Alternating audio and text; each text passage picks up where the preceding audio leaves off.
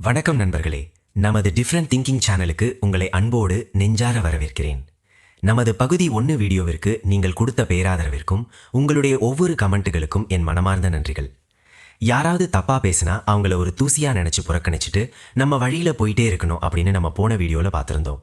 அதை பார்த்துட்டு ஆயிரக்கணக்கான தம்பிகளும் தங்கைகளும் நண்பர்களும் கமெண்ட் பாக்ஸில் ஒரு மிக முக்கியமான மனதை உருக்கக்கூடிய கேள்வியை கேட்டிருந்தீங்க.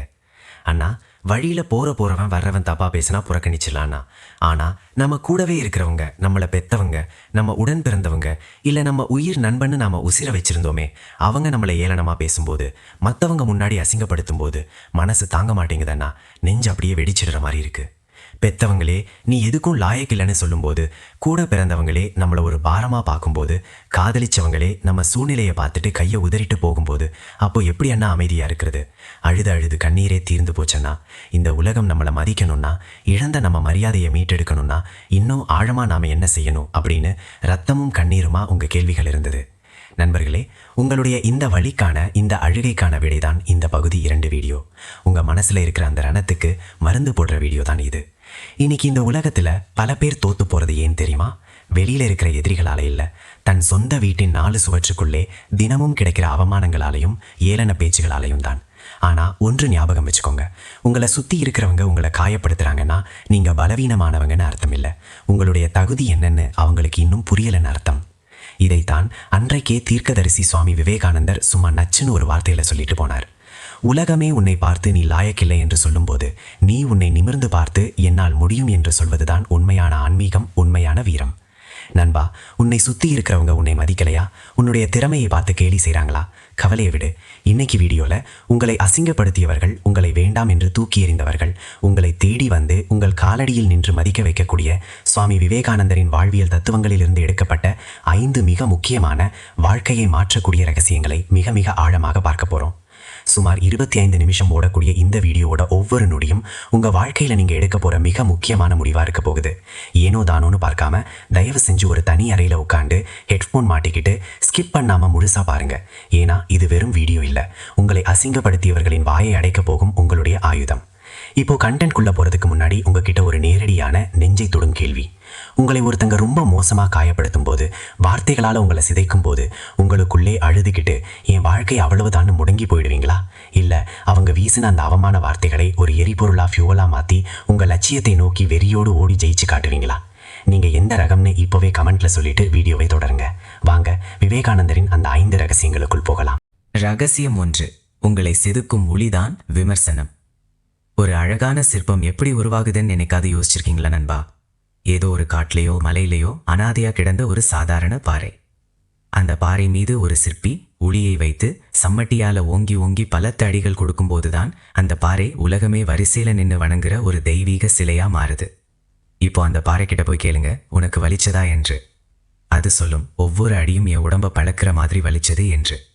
ஒருவேளை அந்த உளி அடிக்கும்போது எனக்கு வலிக்குது அப்படின்னு பயந்துட்டு அந்த பாறை ஓடி போயிருந்தாலோ அல்லது உடைஞ்சு போயிருந்தாலோ, அது என்றைக்கும் ரோட்டோரமா எல்லாரும் காலில் மிதிக்கப்படுற வெறும் கல்லா மட்டும்தான் இருந்திருக்கும். இன்னைக்கு அது கருவறையில் உட்கார்ந்துருக்குன்னா அதுக்கு காரணம் அந்த உளியோட வலியை அது தாங்கிக்கிச்சு. உங்க வாழ்க்கையில இன்னைக்கு வர்ற விமர்சனங்களும், சொந்தக்காரங்க தூக்கி எறிகிற அவமானங்களும், நண்பர்கள் பேசுற ஏளன பேச்சுகளும் அந்த சிற்பியின் கையில் இருக்கும் உளியின் அடிகள் மாதிரி தான் நண்பா. அவமானம் என்பது சாபம் அல்ல, அது ஒரு ஆசீர்வாதம். நம்மளை ஒருத்தர் அவமானப்படுத்திட்டா உடனே நாம் அழுதுகிட்டு எனக்கே இப்படி நடக்குது, கடவுள் எனக்கே இந்த சாபத்தை கொடுத்தார் அப்படின்னு புலம்புறோம். ஆனால் சுவாமி விவேகானந்தர் இதை வேறொரு கோணத்தில் பார்க்குறாரு. அவமானம் ஒரு சாபம் இல்லை, அது ஒரு ஆசீர்வாதம். உங்களை ஒருத்தர் அவமானப்படுத்துகிறார், ஏளனம் செய்கிறார் என்றால் நீ இப்போ இருக்கிற நிலைமையிலே இருந்தால் உருப்பட மாட்ட, நீ மாற வேண்டிய, நீ இன்னும் வளர வேண்டிய ஒரு இடம் இருக்கு என்பதை அவர் உங்களுக்கு சுட்டி காட்டுகிறார் என்று அர்த்தம். உங்களை சுற்றி இருக்கிறவங்க உங்களை பாராட்டிக்கிட்டே இருந்தா நீங்கள் ஒரே இடத்துல தேங்கி போயிடுவீங்க. ஆனால் ஒருத்தவங்களை அசிங்கப்படுத்தும் போது தான் இவனுக்கு முன்னாடி நாம் ஜெயிச்சு காட்டணும் அப்படிங்கிற அந்த வெறி உங்களுக்குள்ள பிறக்குது. உங்கள் சோம்பேறித்தனத்தை உடைக்க வர்ற சாட்டை தான் அந்த அவமானம். வார்த்தைகளை வடிகட்டுங்கள், ஃபில்டர் த வேர்ட்ஸ். ஆனால் இங்கே தான் நாம் ஒரு புத்திசாலித்தனமான வேலையை செய்யணும். நம்மளை நோக்கி வர்ற எல்லா வார்த்தைகளையும் மனசுக்குள்ள விட்டு காயப்படக்கூடாது. சொற்களை வடிகட்ட பழகணும்.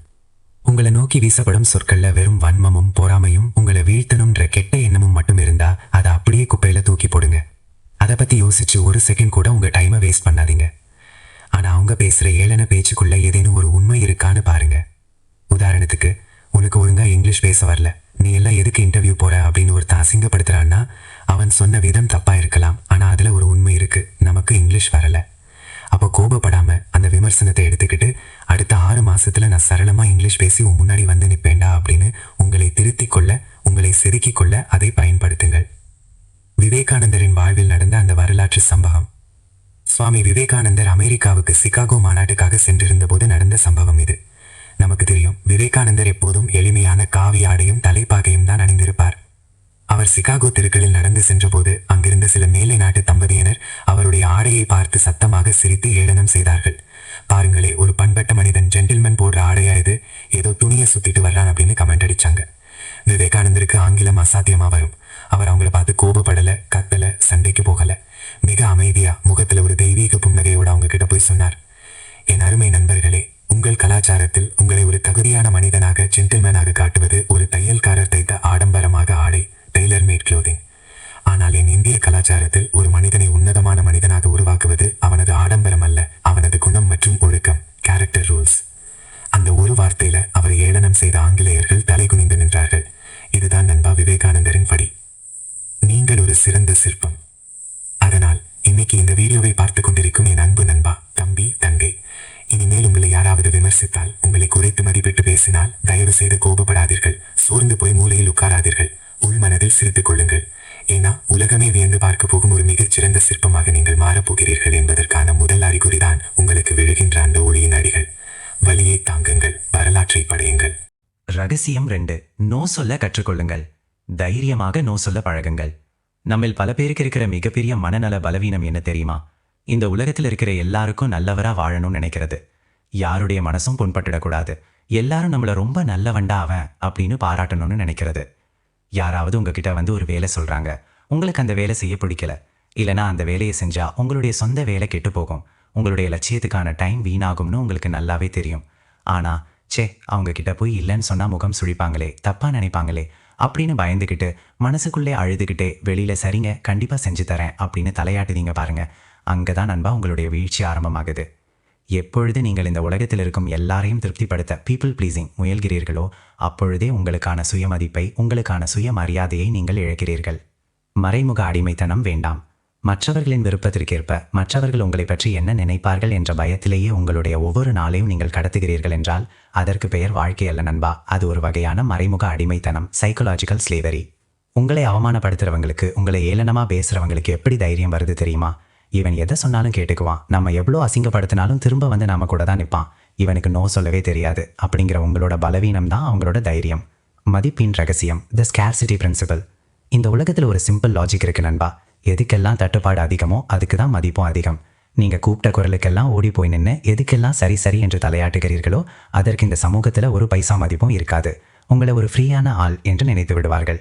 எப்பொழுது நீங்கள் சில விஷயங்களுக்கு, சில மனிதர்களுக்கு தீர்க்கமாக நேராக கண்ணை பார்த்து மன்னிக்கணும், இப்போ எனக்கு இதை விட முக்கியமான வேலை இருக்கு, என்னால் இதை செய்ய முடியாது என்று தைரியமாக மறுக்கிறீர்களோ அப்பொழுதுதான் உங்கள் நேரத்திற்கும் உங்களுடைய உழைப்பிற்கும் இந்த சமூகம் மிக உயரிய மதிப்பை கொடுக்கும். இவன் சும்மா கிடையாதுடா, இவன்கிட்ட பார்த்து தான் பேசணும் அப்படிங்கிற பயம் கலந்த மரியாதை மற்றவங்க மனசுல உருவாகும். சுவாமி விவேகானந்தர் இதை கம்பீரமாக சொல்வார். உன் சொந்த காலில் நில், உனக்கான கொள்கைகளை, உனக்கான எல்லைகளை நீயே வகுத்துக்கொள். அடுத்தவர்களின் கைத்தட்டலுக்காக உன் தனித்துவத்தை ஒருபோதும் அடக வைக்காதே. உங்களுக்கு எது முக்கியமோ, உங்களுடைய லட்சியத்திற்கு எது தேவையோ அதற்கு மட்டும் முதலிடம் கொடுங்கள். மற்றவர்களின் தேவையற்ற சுயநலமான எதிர்பார்ப்புகளுக்கு முகத்தில் அடித்தாற்போல் பேச தேவையில்லை. அன்பாகவும் அதே சமயம் மிக உறுதியாகவும் நோ சொல்ல பழகுங்கள். ஒரு குட்டி கதை, உங்கள் உயிர் உங்கள் கையில. முன்னொரு காலத்துல ஒரு ஊர்ல ஒரு மிகப்பெரிய தத்துவ ஞானி, ஒரு ஆன்மீக குரு வாழ்ந்து வந்தார். அவரிடம் பேசினாலே மன அமைதி கிடைக்கும்னு ஊர் மக்கள் எல்லாரும் அவரை கொண்டாடினாங்க. அவரோட புகழையும் அவருக்கு மக்கள் கொடுக்கிற மரியாதையும் பார்த்துட்டு அந்த ஊர்ல இருந்த ஒரு தந்திரமான பொறாமை பிடிச்ச இளைஞனுக்கு அசாத்தியமான கோபம் வந்தது. இந்த கிழவனை எப்படியாவது ஊர் மக்கள் முன்னாடி அறிவில்லாதவனை நிரூபிச்சு அசிங்கப்படுத்தணும், அவருடைய மரியாதையை கொலைக்கணும் அப்படின்னு ஒரு திட்டம் போட்டான். ஒரு நாள் அவன் காட்டுக்கு போய் தன் கைகளுக்குள்ள ஒரு மிகச்சிறிய அழகான சிட்டுக்குருவியை பிடிச்சு யாருக்கும் தெரியாம கையை மூடி மறைச்சு வச்சுக்கிட்டான். நேராக ஊர் மக்கள் எல்லாரும் கூடியிருக்கிற அந்த பொது இடத்துல ஞானி உட்கார்ந்துருக்கிற சபைக்கு முன்னாடி போய் நின்னான். சுத்தி நின்ன மக்கள் எல்லாரும் இவன் ஏதோ தப்பு பண்ண போறான்னு ஆவலோட பாக்குறாங்க. அந்த இளைஞன் ஞானியை ரொம்ப ஏளனமா ஒரு நக்கலான சிரிப்போட பார்த்து, பெரிய ஞானியே, உமக்கு எல்லாமே தெரியும்னு இந்த ஊரே புகழுதில்ல. இப்போ என் கைகளுக்குள்ள ஒரு சின்ன குருவி இருக்கு. அந்த குருவி இப்போ உயிரோட இருக்கா இல்ல இறந்து போயிருக்கா? நீங்க உண்மையான ஞானியா இருந்தா சரியா சொல்லணும் அப்படின்னு ஒரு சவால் விட்டான். அந்த இளைஞனின் தந்திரம், நண்பர்களே, அவனோட மைண்ட் கேம் என்ன தெரியுமா? ஒருவேளை ஞானி அந்த குருவி உயிரோட இருக்குன்னு சொன்னா இவன் கையை பலமா அமுக்கி அந்த குருவியை அங்கேயே கொண்டுட்டு, பாத்தீங்களா குருவி இறந்து போச்சு, இந்த ஞானி தப்பா சொல்லிட்டாருன்னு கையை திறந்து காட்டுவான். ஒருவேளை ஞானி அந்த குருவி இறந்து போயிருக்குன்னு சொன்னா இவன் மெதுவா கையை திறந்து அந்த குருவியை வானத்துல பறக்க விட்டு, பாத்தீங்களா குருவி உயிரோட இருக்கு, ஞானி தோத்துட்டாருன்னு சொல்லுவான். எப்படி பார்த்தாலும் அந்த ஞானி தோத்து போகணும், மக்கள் முன்னாடி அசிங்கப்படணும். இதுதான் அவனோட மாஸ்டர் பிளான். அந்த ஞானி அமைதியாக அவனுடைய கண்களை சில நொடிகள் உற்று பார்த்தார். அவனுடைய பொறாமையும் தந்திரமும் ஞானிக்கு தெளிவாக புரிந்தது. முகத்தில் ஒரு தெய்வீக புன்னகையை வரவழைத்து கொண்டு மிக மென்மையாக சொன்னார், தம்பி, நீ கேட்கும் அந்த குருவியின் உயிர் என் பதிலில் இல்லை. அது இப்போதே இந்த நொடியே உன்னுடைய கைகளில் தான் இருக்கிறது. அவன் குருவியை அமுக்கினால் மரணம், திறந்தால் வாழ்க்கை. அது முழுக்க முழுக்க அவனுடைய கையில் தான் இருக்கிறது என்று ஞானி ஒரே வரியில் அவனுடைய சதியை உடைத்தார். அந்த இளைஞன் அப்படியே வெட்கி தலைகுனிந்து நின்றான். கதையின் வாழ்க்கை பாடம். என் அன்பு நண்பர்களே, இந்த கதையில வர்ற குருவி மாதிரி தான் உங்களுடைய நிம்மதியும் உங்களுடைய சந்தோஷமும் உங்களுடைய சுயமரியாதையும். அது உங்களை அவமானப்படுத்துற சொந்தக்காரன் கையிலையோ, உங்களை ஏளனம் செய்யற நண்பன் கையிலையோ, உங்களை விட்டுட்டு போன காதலி கையிலையோ இல்லை. அது முழுக்க முழுக்க உங்களுடைய சொந்த கையில் தான் இருக்கு. அவன் உங்களை புகழ்ந்தாலும் இகழ்ந்தாலும், நீ எதுக்கும் லாயக்கில்லைன்னு சாடினாலும், அது அவனுடைய புத்தி, அவனுடைய பார்வை. உங்களை அசிங்கப்படுத்திய வார்த்தைகளை நினைத்து உங்களுக்குள் அழுது முடங்கி போவதும் அல்லது அதை உடைத்துக் கொண்டு சிங்கமாய் எழுந்து சாதிப்பதும் அந்த குருவியின் உயிரை போல உங்கள் கையில் தான் இருக்கிறது. உங்களுடைய மதிப்பை அடுத்தவன் தீர்மானிக்க ஒருபோதும் அனுமதிக்காதீர்கள். ரகசியம் 3. தனிமையை கொண்டாடுங்கள். நண்பர்களே, நம்மில் பல பேர் நம்மள சுத்தி இருக்கிறவங்க நம்மள மதிக்கலனாலோ இல்லனா நம்மள குரூப்ல இருந்து ஒதுக்கி வச்சுட்டாலோ உடனே ரூம்குள்ள போய் கதவை சாத்திக்கிட்டு அழ ஆரம்பிச்சிடுறோம். என்ன புரிஞ்சுக்க இந்த உலகத்துல யாருமே இல்லையா? நான் ஏன் இவ்ளோ துரதிர்ஷ்டசாலி? நான் ஏன் இவ்ளோ தனியா இருக்கேன் அப்படின்னு நினைச்சு மன உளைச்சலுக்கு ஆளாகிறோம். ஆனா இன்னைக்கு இந்த சக்சஸ்ஃபுல் மைண்ட் செட் சேனல் மூலமா நான் உங்களுக்கு சொல்ற விஷயம் என்ன தெரியுமா?